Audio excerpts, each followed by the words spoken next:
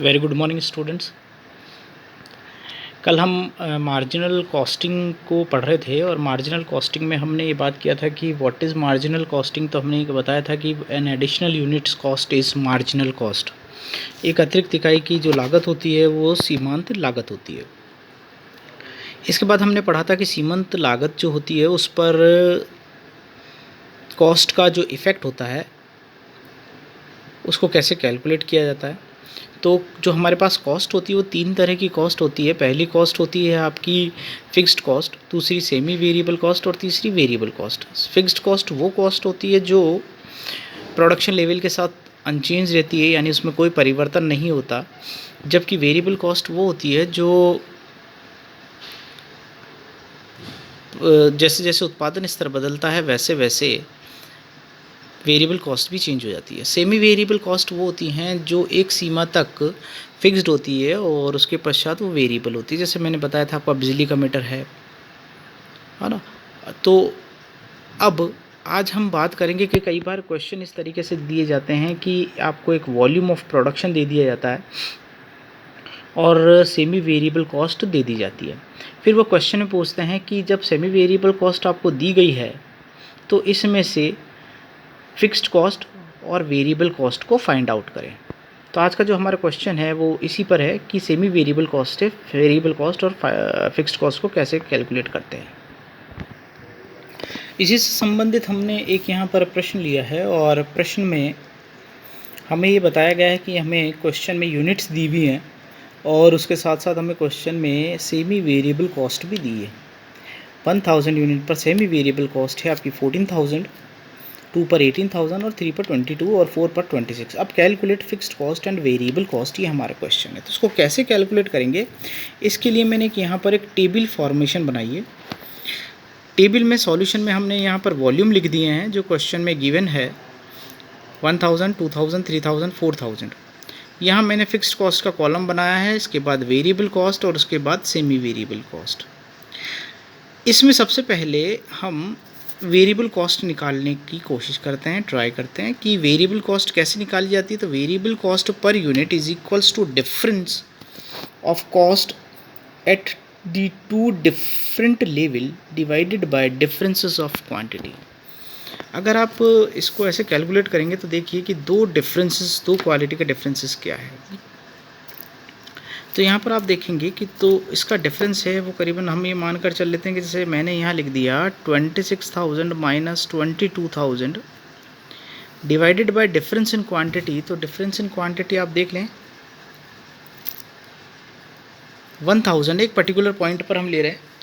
तो हमारा जो आंसर आएगा वो आएगा 4 rupees variable cost, 4 rupees per unit. 26 minus 22 तो 4 आएगा और 4 डिवाइडेड बाय 1000 करेंगे तो 4 रुपीज़ पर यूनिट आ जाएगी। तो इससे हम इजीली वेरिएबल कॉस्ट को यहाँ प्लेस कर सकते हैं। तो वेरिएबल कॉस्ट आपकी कितनी आ गई, ₹4 पर यूनिट। इसको इससे मल्टीप्लाइड किया तो ये 4000 और इसके बाद ये आ जाएगा 8000, ये आ जाएंगे आपके 12000 और लास्ट में आ जाएगा 16000।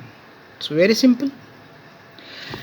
इसके बाद हम कैलकुलेट करेंगे कि फिक्स्ड कॉस्ट को कैसे कैलकुलेट किया जाता है। देखिए हमारे पास जो फॉर्मूला होता है वो फॉर्मूला कुछ इस तरीके से होता है। हम ये करते हैं कि टोटल कॉस्ट इक्वल्स टू हम करते हैं fixed cost plus variable cost plus semi variable cost. ठीक है। अब क्वेश्चन में आपको अगर फिक्स्ड कॉस्ट निकालनी है तो उसका फॉर्मूला कुछ ऐसा हो जाएगा कि हम ऐसे भी निकाल सकते हैं टोटल सेमी वेरिएबल कॉस्ट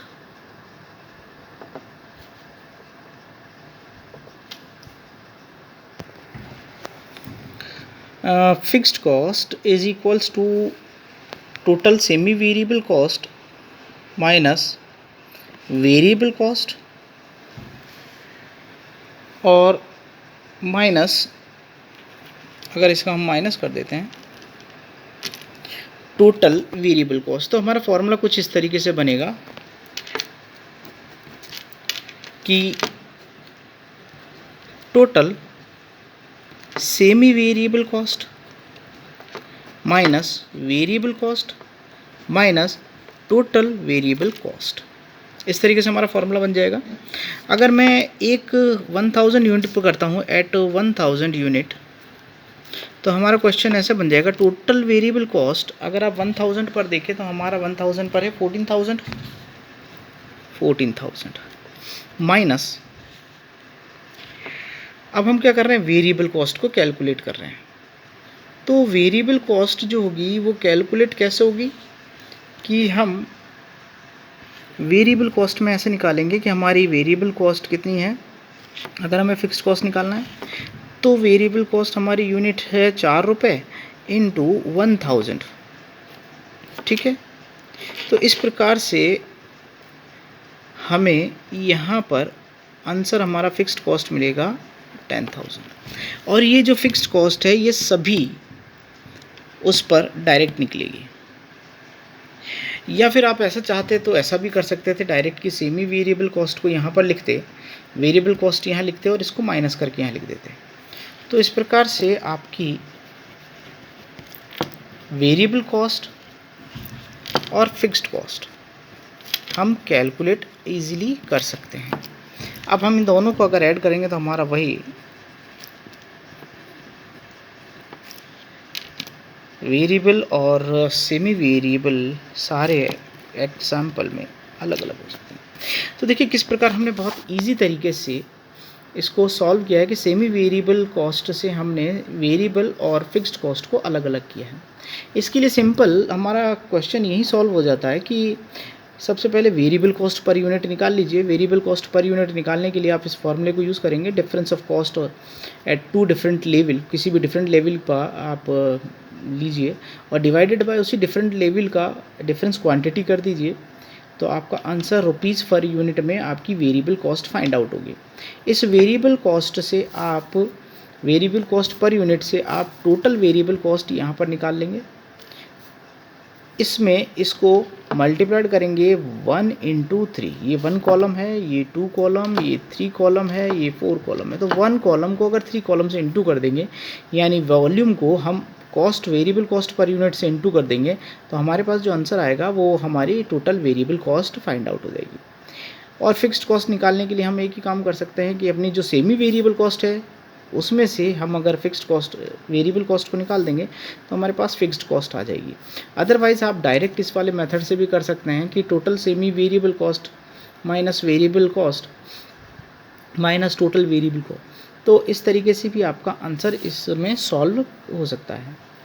तो देखिए किस प्रकार से आज हमने सेमी वेरिएबल कॉस्ट से वेरिएबल कॉस्ट और टोटल फिक्स्ड कॉस्ट को अलग अलग किया है। आज के लेक्चर में हम सिर्फ इसी पे बात करेंगे, आगे हम मार्जिनल कॉस्टिंग के कुछ और क्वेश्चंस और उन पर चर्चा करेंगे। Thank you.